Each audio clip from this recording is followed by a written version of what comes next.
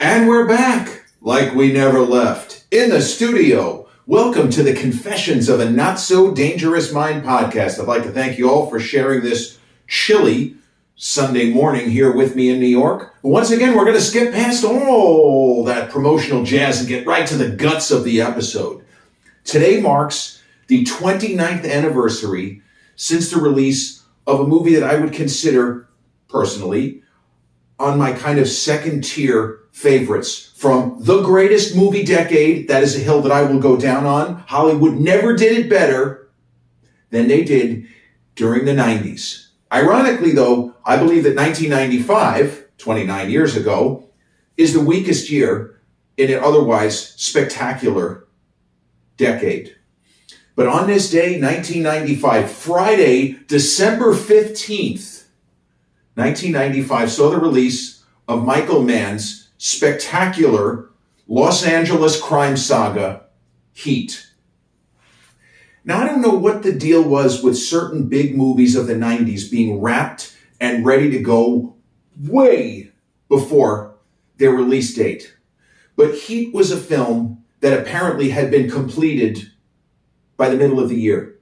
And the reason why I say that is I started to see articles, print media, heaven forbid, right? But I started to see articles talking about this movie as a finished product way before the movie was going to be released. And something similar happened 2 years later, where I want to say it was either Esquire or GQ. They wrote an article on the movie The Truman Show 6 months before it was released.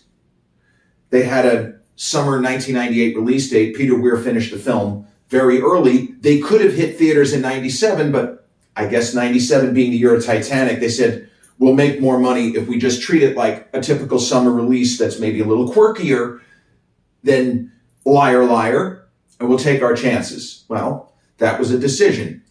But the movie Heat had been buzzed about, and me as a still only 21, but a 21-year-old, now in my second year at the time of New York University, I was really geeked to see it.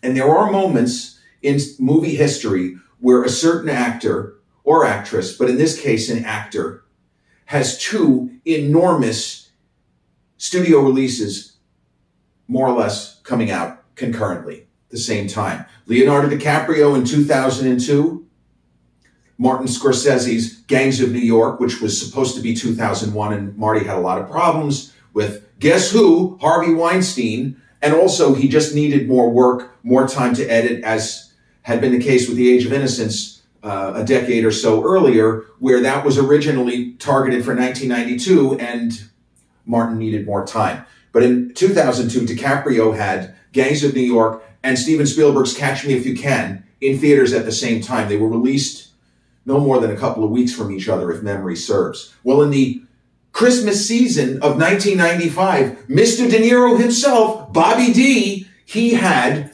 Martin Scorsese, that name again, Casino, and Michael Mann's Heat in theaters at the same time. Now, Casino was released right around Thanksgiving weekend, and I told a story on an earlier podcast how I had an opportunity to see Heat, a preview screening at New York University, which was going to be attended by Mr. De Niro, Martin Scorsese, and Sharon Stone. And I did not go because I was in my woe is me, everything sucks. Boy, did I need a swift kick in the pants, as they say.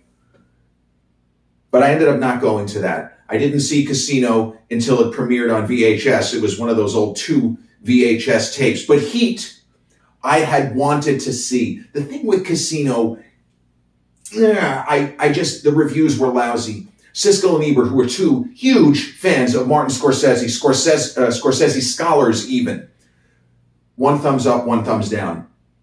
I wasn't that into it. I'm going to sit for 3 hours. No, thank you. I'm all set here. I'll go see Money Train instead. Quick, disposable junk food entertainment. I don't want to sit for 3 hours and be disappointed. Pesci's character is too much like what he does in Goodfellas, yada, yada, yada. Nope, no thank you. But Heat, I was looking forward to. And I went to, and many of you Long Islanders, the Movies at Sunrise Mall, a theater which has long since gone the way of the dodo. That movie theater was shut down sometime in 1998. But I saw the movie with my mother, who was a big fan of both Pacino and De Niro, going back to the 70s. She loved Goodfellas. And the movie was better than advertised. And that's something that doesn't happen as often as we wish that it did. But I remember reading Newsweek, it was David Anson, who said, this is one of the best films of the year. Yeah, it's an action movie. Yes, it's a thriller. Yes, there are action sequences unlike any that you've witnessed before. And yes, there are non-believable aspects of this film. Okay, this probably couldn't happen. This probably couldn't happen. This definitely couldn't happen. Anson had it as one of his top 5 films of the year. And I feel like he wouldn't have had a problem if it had been nominated for a boatload of Oscars. He loved what De Niro did. He thought they got the casting right because there was some chatter, well, maybe Pacino should have played the crook, a little Dog Day Afternoon action, and maybe Bobby D should have played the cop. But given what we learn about Pacino's character, the kind of on-the-edge super cop, Vincent Hanna, no, that kind of character, especially the Pacino of the 90s with all the screaming and yelling, less thesping, less real acting, and more emoting and screaming and yelling, he was perfectly cast. And De Niro as Neil McCauley, this was another one of those roles where he did a lot of research. Even though he didn't necessarily have to, he wanted to get the idea of this character right. This is somebody who is classy. He's the sort of guy, if you're not working for him or with him, he would probably be very interesting to talk to, even though he's not going to tell you what his profession is. He is somebody who has seen some real serious shit. And even an individual such as myself, who is now 50, I have a pretty good radar sense when I look at somebody and I know this person has life experience. Maybe they're only 30, but there is a certain look. And De Niro, who is just an actor, he has that look as Neil McCauley. And it is something that whether or not he was aware of it, he found it during his research. And another thing he did, he believed that this kind of guy would wear perfectly pressed clothing, even if he's on a job, even if he's wearing a $5,000 hand-cut Italian suit to blend in with a certain kind of crowd. He is going to look a certain way. To me, this is De Niro's best non-Oscar nominated performance. And it is a cliche to say he does the acting and Pacino is the showman, but that's what the movie is. That's what it is. And for all of Al's yelling and carrying on, it fits the character because, as Big Al himself has said, I always believed that Vincent Hanna was a coke addict. And that's why he's on the edge, keeps me sharp, the way I gotta be. The guy is a fucking lunatic. He's a lunatic on the right side of the law. Now, Dirty Harry, a San Francisco set crime thriller, which is more of a Zodiac serial killer sort of story, that movie teased, this is a film about 2 killers. Harry's the one with the badge. I would say that in the movie Heat, Pacino's character comes across like more of a psycho than De Niro, who is highly sane, incredibly competent, and as one of the characters points out, he is very thorough. And that is something else that Bobby D probably found when he researched these kinds of career criminals. Not guys knocking the heads off parking meters, guys taking big scores. They're very, very particular. They're very thorough. And the code of Neil McCauley is you can't get yourself attached to anything or anyone that you're not willing to walk away from in 30 seconds flat if you feel the heat around the corner. And when De Niro says that relatively early in the film, when I first saw the movie in theaters, Dennis Haysbert is terrific in support. Tom Sizemore, the late Tom Sizemore, phenomenal. But when De Niro says that early in the film, like I wasn't imagining that it was going to come into play later. But the role that Amy Brenneman plays, and Amy Brenneman was on her way up, and she is just fantastic. You can see how she ended up having the big career judging Amy on TV and some of the other movies that she did. She has such a she really has fantastic screen presence. I mean, she's just starting out in the movie business, and she's holding her own against a prime De Niro who is giving it everything he has. But I thought it was going to be a throwaway role. But Neil McCauley falls for her. He doesn't see her as, forgive me for saying it this way, a hot younger woman that he's going to treat as a plaything. They have an adult relationship within the world of the film. It's a better relationship than Big Al has with Diane Venora as his wife. I shouldn't be applauding the fact that Pacino chews scenery like William Shatner, but somehow it just adds to the movie that his character is so colorful when he shouldn't be. It would be like if Clint Eastwood's Harry Callahan was the life of the party. He's not. Pacino has several show-stopping moments, one of which is because his wife, Diane Venora, I guess it's his third marriage. And by the way, Natalie Portman, in a very early role right after she had done Professional, great action movie in its own right, one of the top 10 best, with Gary Oldman and, Jean Reno, Danny Aiello. But Diane Venora, I think, is his second wife, and his marriage is not doing well because he's always working, and I think he's a cokehead while he's always working. So Diane Venora starts screwing around with this fucking clown. I mean, come on. And Al, comes home and he sees the guy is just kind of schmoozing. He's just chilling at Vincent Hanna's house. And he doesn't really react. And this part is some of Al's best work in the movie. He doesn't really react. And Diane Venora, as the wife, is trying to get a reaction out of him. That's why she's cheating on him. So she's like, aren't you even going to get angry? Just the way Al goes, oh, I'm angry. Just the way he says, oh, I'm angry, redeems a lot of the overblown ridiculousness which is about to happen and which has taken place earlier in the film. But he goes on this out of nowhere screaming tirade about how you could come into my house. He's almost like, you come into my house and you could fuck my wife. And he's going on. And he says, but what you can't do is watch my fucking TV. He puts like 10 bullets into the TV set. I remember watching a movie in theaters. The audience was going nuts. And the other moment in the film, which is iconic, was not in the script, where Pacino is interrogating the character played by Hank Azaria. Now, his character, I don't remember what he was doing, but he was kind of hooking up with Ashley Judd, who is also frustrated, but still loves him dearly, Val Kilmer's character of Chris Shaherlis. Ashley Judd's character has apparently had some kind of an affair with Hank Azaria, and Al Pacino and his guys, Wes Studi, some of the other terrific actors who played cops, they kind of get some information from this guy. And they ran the scene over and over and over. And Hank Azaria told this story a number of years ago with Howard Stern, because Stern, not surprisingly, like so many Gen Xers and boomers in his case, loves the movie, and he really wanted to talk about his experience. What was it like working with Al? And did you meet Mr. De Niro? And all of this stuff.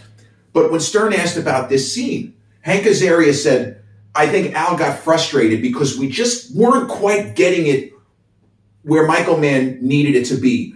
It's supposed to be an edgy scene where it looks like Vincent Hanna is going to start beating the suspect, and I'm supposed to be reacting to him.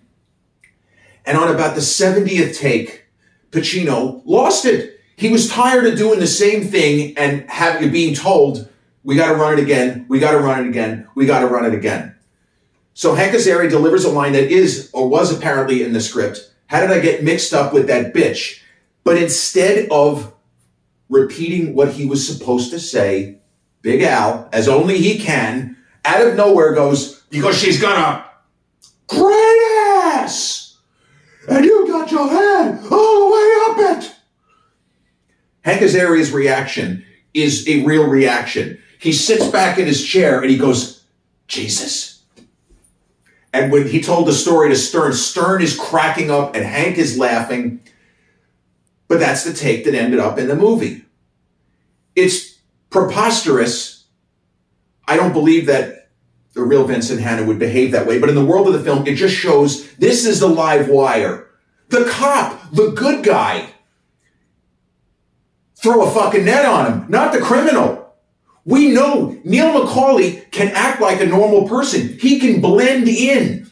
Everything we see from Pacino for all of his moments of doing actual police work, there are these moments of P.T. Barnum level showmanship.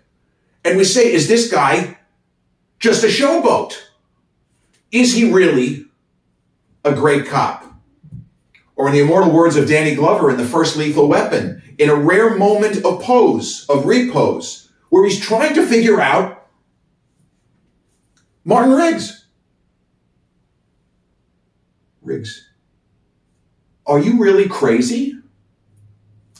Or are you as good as you say you are? You're going to have to trust me. How can anybody trust the Vincent Hanna that we're presented with? Well, these guys have no choice. In the world of the story, they all kind of go along with it. So the plot, in brief, if you're not familiar with it, the movie is streaming on the Pluto app as well as Paramount Plus. When I say it's streaming on, meaning it's free on those channels. You can rent it on Apple Plus, Amazon Prime. The film had been on Netflix for quite some time. But the basic setup, Robert De Niro is a master thief, a high-end thief who knocks over places that have a lot of cash. It could be a bank, it could be a Reservoir Dogs level kind of jewelry store, but that's who he is. And Pacino plays, I think, a special unit of the LAPD that specializes in stopping guys like De Niro's Neil McCauley. And Val Kilmer and Tom Sizemore, the late Tom Sizemore, was such a wonderful actor with all of his personal props. The guy was fucking awesome. But they're preparing for what amounts to a bank heist. And Pacino wants to stop him. And in an iconic, legendary movie moment that had been teased about for decades, because De Niro and Pacino, they were in Godfather 2 together, but they didn't meet. They're in different timelines. It was De Niro's first Oscar-winning performance, supporting actor, playing Don Vito Corleone as a younger man. Well, Pacino plays Don Vito Corleone's son, so how could they meet in the world of the film, right? They can't. But there's a moment in the movie which it strains credulity, but we go with it because the actors are committed. And we really want to know, how is this going to turn out? This is not a conventional good guys and bad guys story. Bad guy's kind of sympathetic. He has goodness in him. He is not insane like Vincent Hanna. But in a moment in a movie where Al Pacino knows what De Niro is doing, what he's planning to do, but he doesn't have any proof of anything. He's got nothing, can't just arrest him. Arrest him for what? What's he done? We think he may have done this, that, and the other thing a while back. Do you have any proof? No, we don't have anything. We just think. The two guys go to a diner, luncheonette type place. And over a cup of coffee, they realize that they're two sides of the same coin. And even though De Niro famously points out, when Al says, I'm going to have to stop you. I'm going to have to try to stop you. You know this. I don't want to have to do this. He's basically begging Neil McCauley, don't do this. At least don't do it here. He sees him as somewhat of a kindred spirit, if not fully a kindred spirit. And both guys understand each other. Vincent Hanna was born to be a cop. Neil McCauley was born to be a thief. The immovable force meets the irresistible object. And you can tell that it's going to hurt Al to go after this guy because he likes him. He likes his style. He likes that he's classy. And he likes that he can have normal person conversations. They would be friends under different circumstances. It's De Niro and Charles Grodin at Midnight Run. As much as it seems like oil and water, it's because they're on opposite sides of the fence. De Niro's taken this guy to his bail bondsman so that he can make a court date. De Niro's trying to stop him from doing that. Well, in this movie, you also have that. The coffee scene, though, it was hyped before the film came out, and it actualizes it. But again, although Al brings his A game, the scene belongs to De Niro. He's more focused. He's tighter. He sells it. We stop forgetting how absurd it is that this is this would never happen. And then Al, right after this scene where the two guys are, kind of, I don't want to say commiserating, but they're meeting, they get a good sense of each other. Now we've been face to face. And then they're supposed to, they were supposed to be tailing Neil McCauley, and somebody calls Al and he says, "Hey, we don't know where McCauley is." And Al screams, "I had coffee with him half an hour ago." I mean, the movie, there's a camp factor to just count the number of times Al screams at the top of his lungs. There is a scene of the robbery, and it's not much of a spoiler. It's given away in the trailer. I'm not really telling you anything that you wouldn't find in the trailer. But it is so well staged and executed that a friend of mine who was at one time active duty military, United States, I think he was an Army Ranger. Please forgive me if I got that wrong, but I think he was an Army Ranger. And he said, despite the fact that, yeah, we all know it's Hollywood and they're not shooting real bullets, that's great. His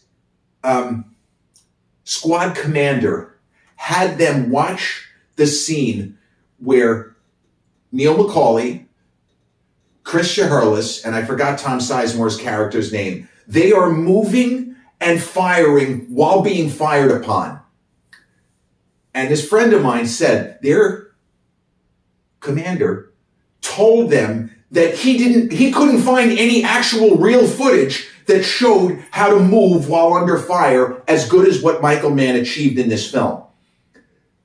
I don't know, that impressed the hell out of me because I wasn't thinking anything like that watching the movie in theaters, and it was in some kind of stereo surround of the day. It is an incredible sequence. How the fuck did they pull that off? And I also have to point out, I didn't even mention Jon Voight, who plays a fence, who works with De Niro. He's incredible. And Voight gave so many hammy, over-the-top performances in the 90s. Anaconda in 97, The Rainmaker in 97, and Enemy of the State in 98. He is tight here. Oh, the first Mission Impossible, he gives a hammy performance. He is phenomenal in this movie. He is right on the button. Every line reading makes you believe in this guy. Nate, that's the name of the character that he plays. Jeremy Piven in a small supporting role. He's great. It is just a phenomenal film. Not just a great action film, but a great movie. And if you look at, for example, the box office, when it hit, people went to see it. This is not the kind of film, a 2-hour and 45-minute Los Angeles Crime Saga, an action movie with some thriller elements, some film noir elements. Movie made 190 plus million at the box office. For a 2-hour, 45-minute R-rated movie without any IP, built-in audience. It was a monster box office hit. And I don't know how it didn't get any Oscar nominations, because as I say, 95 was a weaker year. It doesn't mean there weren't great films, such as Heat, such as, from a more depressing angle, Leaving Las Vegas, where Nick Cage got his Oscar. But I love Braveheart, historical absurdities aside, and Apollo 13 is a masterpiece. It might be one of my favorite films of the decade. That's how much I love Apollo 13. So there were terrific films during that year, but Heat not getting any Oscar nominations is absolutely insane. I was going to say criminal, but it's a movie about cops and criminals. It is very well remembered by history, though. And if you go on YouTube now and you check out movie reactors, they all, seeing it for the first time, if we believe them, they all love it. This is not a movie that was, it's a product of its time from certain perspective. To see Val Kilmer so young, to see De Niro still in his 40s. I'm sorry, he was 50, 51 at the time. But to see he and Pacino still athletic enough to do some of their own stunt work and sell it.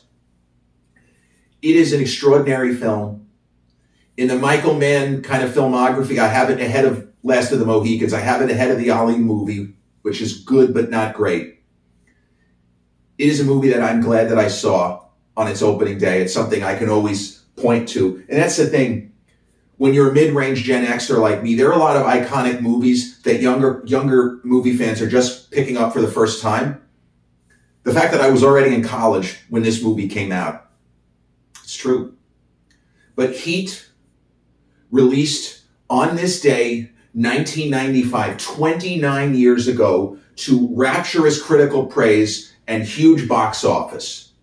Directed by Michael Mann and starring Robert De Niro, Al Pacino, Val Kilmer, Ashley Judd, Hank Azaria, Jon Voight, Jeremy Piven, Danny Trejo, Tom Sizemore, Natalie Portman, and a really strong Diane Venora. This has been episode 382 of the Confessions of a Not So Dangerous Mind podcast. I'd like to thank you all for spending some of your Sunday freezing morning here with me in New York. If you check out this episode on the YouTube channel, haven't done so already, please click like, subscribe, comment, share, turn on those notifications. Or if you catch this episode on the audio platforms such as Podbean, Spotify, iTunes, or the others in which we're hosted, same general rule applies. Click like, subscribe, share, and turn on those notifications. I'll be back with a new episode real soon. Till then,